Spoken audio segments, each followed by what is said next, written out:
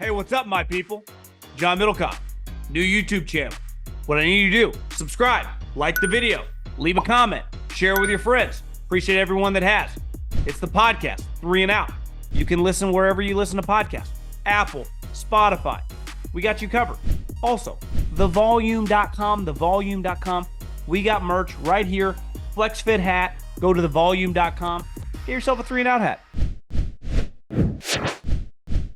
Okay, here from the Combine, and I happen to run into a Super Bowl champion and a playoff winner this year. Hell of a season. Idiots like me thought they were not going to be very good, and they shut us up quick. Before the season, though, as the season went on.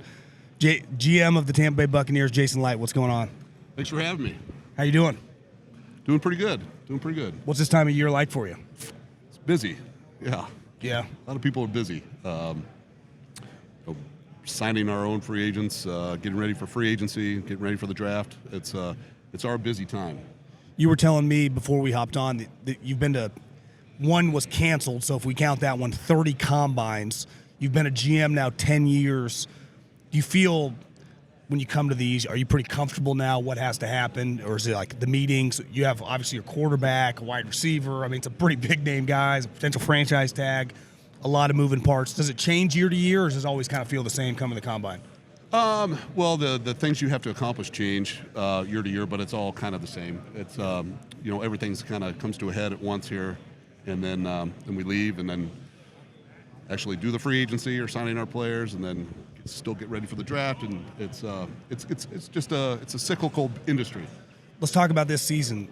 Obviously, the Baker Mayfield situation was pretty cool, right? He last year got his chance in L.A., won that game on that Thursday night. Was a pretty big eye-opener. And for you guys, not just his play, but I think the maturity, the leadership was from the outside. I mean, you were living it. Seemed like a pretty awesome, I don't even want to call it career resurrection, but just stamping like, guys, I can play a little bit in this league. It was a little bit for him, and for he was the perfect quarterback for us. Not easy to replace Tom. Not easy to replace. It's irreplaceable. You're not going to get Tom Brady. But it was for the situation we were in. He was the perfect quarterback for us. We were the perfect team for him. Our team had a chip on its shoulder. We still had a lot of good players on it, and everybody was counting us out, including you. And I wasn't alone. And no, you were not alone. And we have a quarterback that has a big chip on his shoulder that wants to prove everybody. So it was a perfect marriage, and we hope it continues. You've drafted a lot of impact players at a ton of different positions.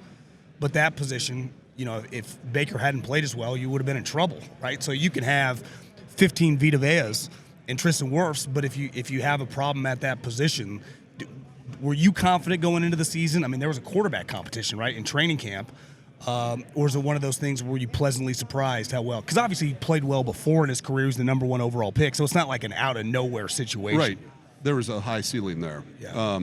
We knew that he had it in him. But I'll say that I was pleasantly surprised with the competition that showed what Kyle was. And Kyle, actually, Trask, played very, very well in preseason. And he showed us some things that reminded us why we took him in the second round. Yeah. So who knows how the season would have went with Kyle. I'm glad it worked out the way it did because we want Baker to be our quarterback moving forward. But Kyle did some things that really, that was one of the most pleasant things that happened during the preseason, I felt. Well, let's talk about that. Obviously, you're famous for signing Tom Brady. That one kind of worked out. Is this going to be a complicated? I mean, quarterback deals typically are. He was relatively cheap for not civilian standards, but for quarterback standards last year. GM standards.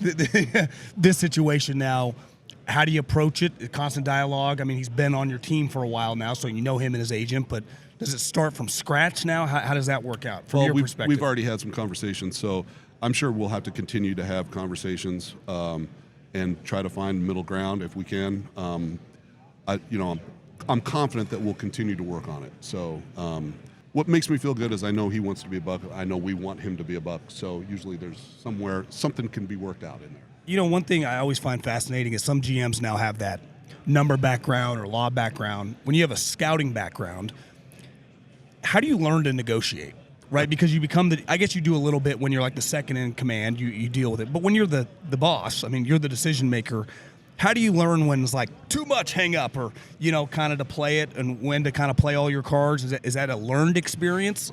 It is, but, I have fantastic people working for me. Famous cap guy who's been with you for a while. Mike Greenberg, I have Yeah. Jackie Davidson, and they do a fantastic job. So they do most of the groundwork, most of the legwork.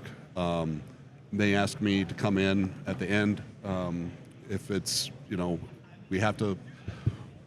I don't want to say I'm the closer, but you're the GM. So, Yeah. but just having those, they do most of the work when it comes to those things. So when it comes to, the paragraph 5 and the different numbers, you're very dependent on that guy, like you are here at the Combine for medical, right? Correct. You can't say, hey, this is a degenerate knee. You are on the doctor. I know just enough to be dangerous, but but I rely on them, just like I rely on John Spytek and Mike Beal and Rob McCartney in my scouting department to do a great job, which they have. So it's fair to say when you're negotiating some of this information, it's based on the tape and based on your gut feel, but also when it comes to the numbers, it's based on the rest of the league. I mean, it's a complicated process. It's a complicated process coming up with the market is. Yeah. So let's talk about your wide receiver, who was incredible this year. He's honestly, one of the great players of his generation.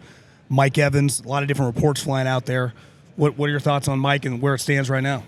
We've been in good faith negotiations for a while now, and we'll continue to do that this week and next week. And I'm, hoping just like our fan base that he stays with us, and I know it's got to be a good deal for both ends. So, he's a beloved player, and he's one of the best all time. That run you guys went on with Tom, it kind of showed this year the culture of those guys know how to win, and you guys got in some tough games. Just obviously the playoff game, kind of kicked some serious ass. Let's call it what it is. But those guys had been through the ringer, right? And everyone watching them for 3 years, playing in the Super Bowl, playing in big playoff games. How much do you think that helped this year with your core guys of just feeling that pressure? It helped a lot. We've talked about this in the past, the Brady Effect, and I even talked about it when we signed Tom originally, that this is not just something here for the next 3 years. This is something that's going to carry on with these young players for a long time. He's showing them what it takes to win, and we still see that, yeah. Is there anything you take away? Obviously, you'd been around Tom when you were younger with the Patriots, but seeing him, 42, 43, 44 years old, that you were just like, I can't believe this. Maybe not even a throw or anything, but just something intangible. Just how hard he works. It's just how focused he is. And, everybody talks about it, but when you see it firsthand, this guy is just when he was playing, is just all about getting any advantage he can on his opponent. So yeah. When you guys this year you lose a coordinator to become a head coach, which is a good thing. That's what you want as an organization.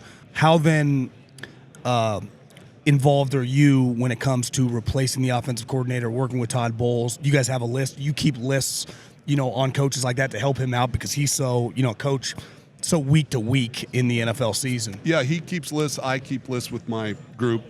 And we kind of compare them. We brought several people in. I spent time with them.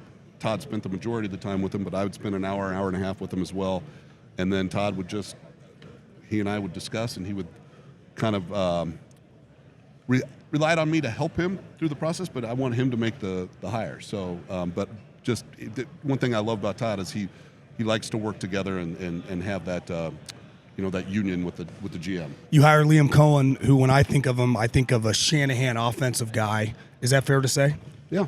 Is that something you were specifically looking for, the McVay, Shanahan, kind of some of those offensive concepts, or do you go into it pretty wide open? It wasn't specific, but it helps because that's the system that we had. So it's going to make it a little bit easier to, in the process of changing coaches to have the same terminology and similar terminology for all of our players.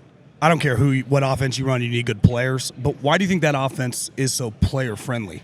That's a good question. I think one of the things it takes a lot of the tough decisions away from the quarterback. So you're not depending on the quarterback to make a lot of those tough decisions. It's quarterback friendly. Yeah. And defensively, now you've worked with Bowles for a while. You got to have a pretty good feel in your scouting staff, specifically what he likes on defense. We know he likes to blitz. Yep. So guys that can run, is that fair to say? Guys that can run, but I mean, he makes it easy in one regard. He just likes good players. I mean, normally he would like big players on the front, but he was a big fan of Kalijah. So yeah, he likes good players, and that's one of the things that jumped out when we were talking to Liam, is players over plays. So that's a big philosophy of his. So he's going to change things to adapt to the players. It's not about the scheme. We'll get you out of here on this. Obviously, you have Bruce, who an all-time personality and a great coach. So whenever you have a transition to Todd, even when you know a guy, when he becomes a head coach, that relationship's different for you. Explain how that has gone and how that has grown over the course of you guys working together in this capacity. Yeah, it's like a different, like you said, it's a different relationship. Todd and I have known each other for a long time, but then when you have to talk to him every day, I mean, he may have liked me then, but now it's like, oh, he's hitting me up with this again. No.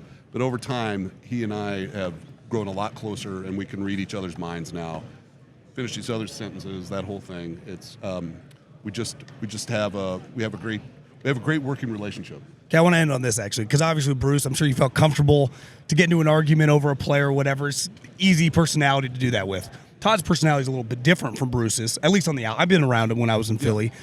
Do you get more comfortable when you have disagreement? I would imagine usually on players. If like, do we hate each other now? But that's just healthy in the business. It's part of just, you're not always going to see eye to eye. Yeah, no, I find that with Todd, he and I have these healthy arguments, and we do them at night, and then the next day when we see each other, then we'll see how each other feel. So sometimes I'll change, sometimes he'll change and say, you're right. So both, it's about 50-50. So who's the number one player in the draft board? Nice try. Take it easy, Jason. Thanks, man.